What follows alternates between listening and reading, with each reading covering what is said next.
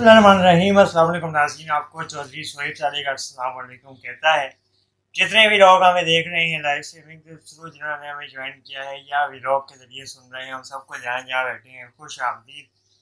معروف کامیڈین کپل شرما کے شو میں نانی کا کردار کرنے والے علی خان بھارتی کامیڈین نے اس سال حج کر لیا ہے۔ علی خان نے بھی اس سال حج کیا ہے۔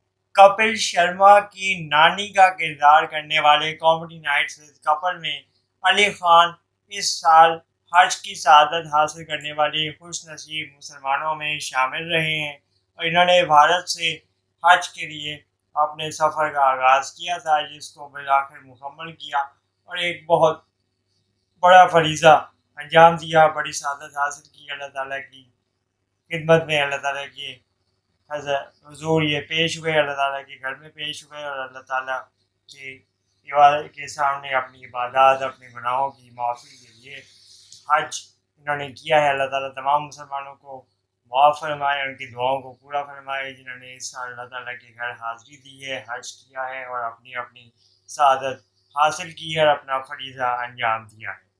علی خان انڈیا کے معروف کامیڈین ہیں، جو کہ کچھ عرصہ قبل انڈیا کے معروف ڈراموں میں بھی حصہ رہے ہیں اور سنجیدہ اداکاری کے بھی جوہر دکھا چکے ہیں، لیکن کپل شرما شو میں انہوں نے اپنی نانی کے کردار سے جو روپ دھارا اور لوگوں میں جو جادو جگایا، جو اپنا اثر تاریخ کیا، جو سحر تاریخ کیا، اس کا کوئی جواب نہیں، اس کی کوئی مثال نہیں ملتی، اس کی کوئی نظیر نہیں ملتی۔ علی خان نے نہ صرف انڈیا بلکہ انڈیا سے باہر رہنے والے بھی اپنے مداحوں میں اپنی اچھی خاصی دھاک بٹھائی ہے۔ کپل شرما شو سے شہرت کی بلندیاں حاصل کی، لیکن یہ اس سے پہلے بھی اچھے خاصے جانے جاتے تھے، پہچانے جاتے تھے اپنے کام کی وجہ سے۔ کپل شرما شو کے پلیٹ فارم کی وجہ سے ان کو مزید کامیابی اور کامرانی ملی، اور انہوں نے مزید کامیابی کی سیڑھیاں چڑھی ہیں۔ Ali Khan drama serial